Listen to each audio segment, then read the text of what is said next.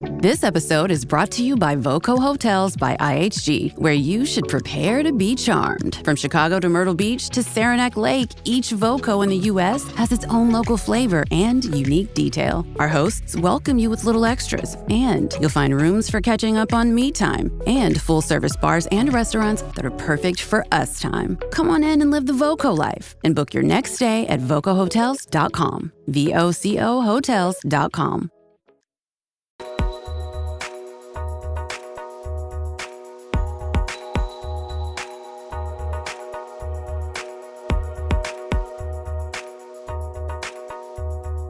Welcome to episode 102 of the Inside Job Boards and Recruitment Marketplaces podcast. I am Stephen Rothberg. I am one of your two co-hosts. I'm also the founder of College Recruiter Job Search Site, which believes that every student and recent grad deserves a great career and that it should be easy and inexpensive for employers to hire them. I am joined here today by a couple of people who I think maybe we're going to hear more laughter from them than content, but that should be great. Peter, good to see you. Laughter is content. You can't deny that. Yeah, I'm Peter Zollman. I'm with the AIM Group. We provide business intelligence for recruitment marketplaces all around the world. And we also have a conference called RecBuzz, which is where I met Sandra Feldman about 3 weeks ago. We gave her the choice of being Sandra and Sandra, and she decided to be Sandra. She likes that better. I thought she said Your Royal Highness. Wasn't that? No, was that? No. She's in Munich, which is, if for those of you who don't belong in this podcast at all, Munich is in Germany. Sandra is there as well. And we're talking about It's a Talent and job boards from the recruiter's perspective, what recruiters know about job boards and what job boards need to know about recruiters that they don't. Because when Sandra spoke a couple of weeks ago at RecBuzz, lo and behold, she said they know nothing. No, she didn't quite say that, but she was wasn't that harsh. But there's a growth opportunity. Yeah. So what do you think job boards need to know that they either don't know very well or don't know at all about the recruiters and the employers who are hiring people? Good Lord, what a big question at the start. Hello, everyone. First of We all, didn't promise you it would be easy questions. oh yeah, that's what I thought coming here.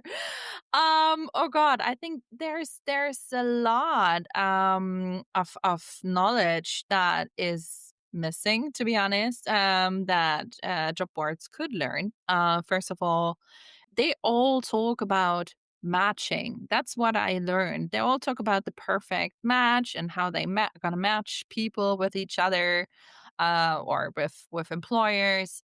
The thing is, though, that especially with AI now, companies all sound the same, and same goes with candidates. So how do you really make a true great match when there's two parties, especially with AI, and AI generated content all sound the same. So what are you going to match then? And I think it's then also hard to match the skills if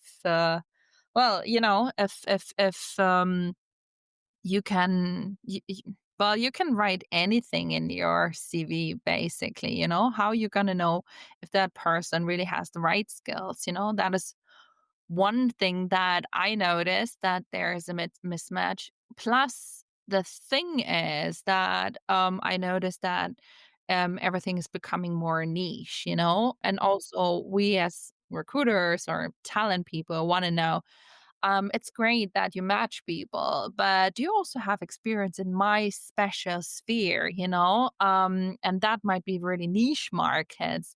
So the more specialized the job board is, the better, I guess, because it is a difference to attract specific people on the one hand, and on the other hand, especially in the rise of AI, I noticed that the whole concept of community building is so much more important nowadays. So it's not just the job board people just offer. It's also gathering the right people and attracting the right people to each other, you know? So that were just my two takes from that.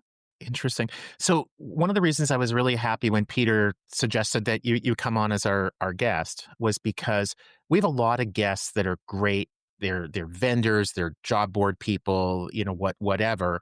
But it's really refreshing to me, and I think to our listeners, whether they're watching or listening, to hear from the perspective of somebody with years of experience in talent acquisition, and then if the talent is an RPO, right? Is a recruitment process outsourcing, like you advise and help in talent acquisition folks, with their hiring, correct? Yes and no. So it's a Oh, talent okay. business. It's my own business. So I'm the founder. And it's actually it started as a side hustle because out of accident I would call it or chance, I became an HR influencer. Where especially HR tech companies asked me to post for them on LinkedIn or just support them with social media and recruiting insights. So, for example, I'm the brand face of Personio, which some of you might know, which is a German scale up. They're an ATS, but also currently I'm supporting a freelance job board by creating content for them as well. But then also, being head of talent, I do know like the other side, like budget holder, decision maker, what channel does work, what do you want to work with? Yeah, so that's twofold, I would say. Cool. And yeah, and thank you for that.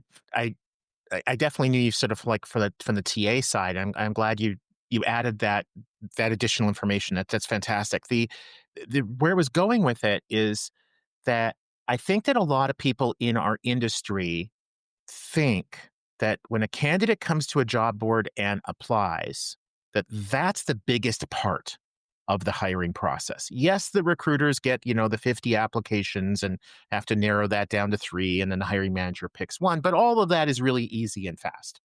Again, I think that's a misconception. Putting your TA hat on, maybe you can give people like, do you think it's 10% of the picture, 50%, 75%? Like how that whole hiring process, how important is the job board piece of it? Well, I'd say it totally depends on what position you are trying to fill. And that really is that really marks how important the job board really is. So there's a quite a few factors in how important your job board really is. One factor, for example, is how skilled is your team? And skilled, I mean, do they know talent sourcing? Could they potentially just go on LinkedIn or wherever, just X-ray job sites or wherever, and tackle the right candidates themselves, right? Do they know social recruiting, for example? Could they set up a paid ads campaign on Instagram or wherever, themselves and, just post stuff there, create their own content?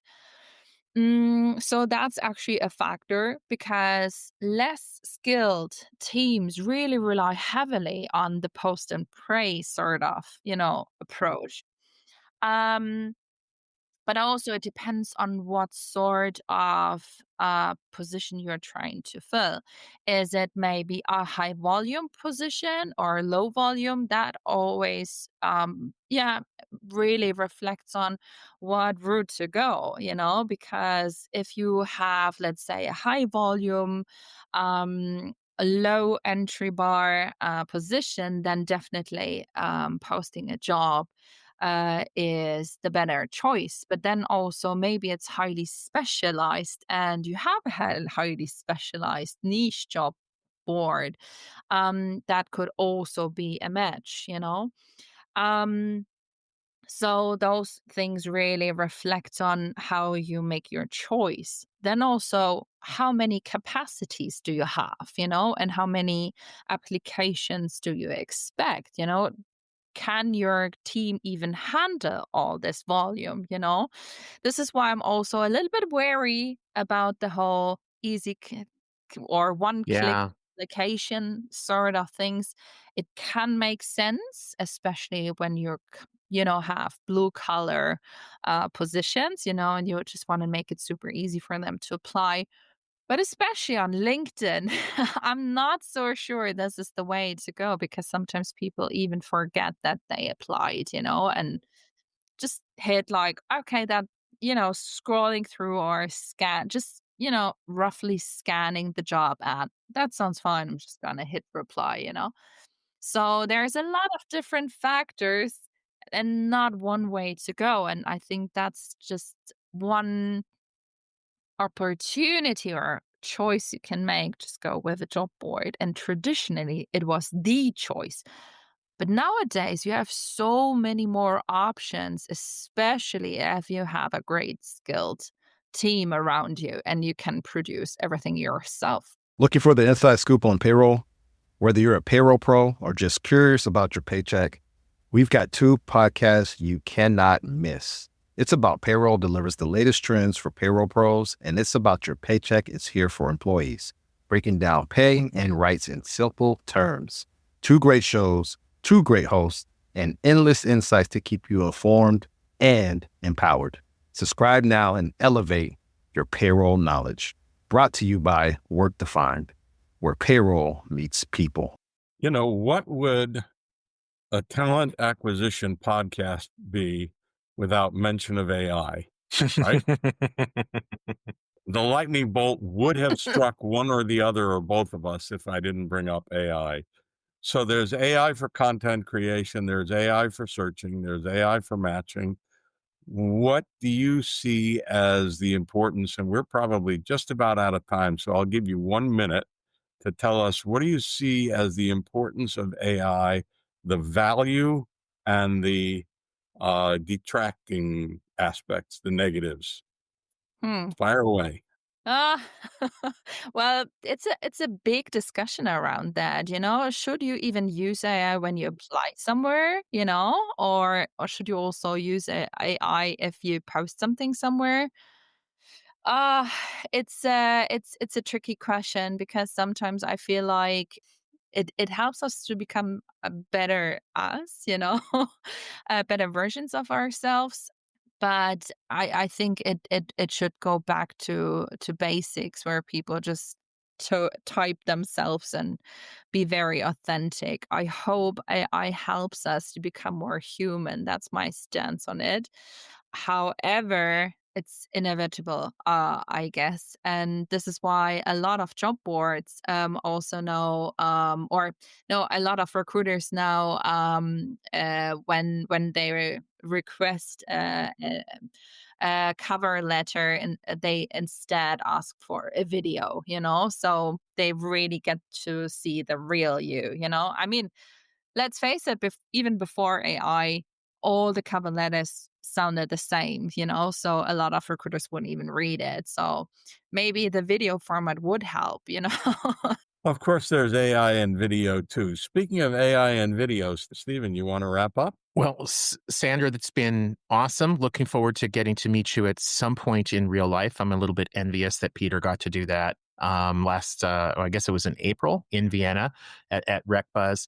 Thank you very much. For people who want to reach you, it's a talent.business, probably the best place. And I'll put up the LinkedIn also. Link for those just listening on audio, linkedin.com/in/Sandra-Feldman with 2 N's on the end. Don't contact that Feldman with the 1 N. We don't want to talk to them. She's used to it. She's used to it. Hey, Sandra, thank you very much. Stephen, thank you very much.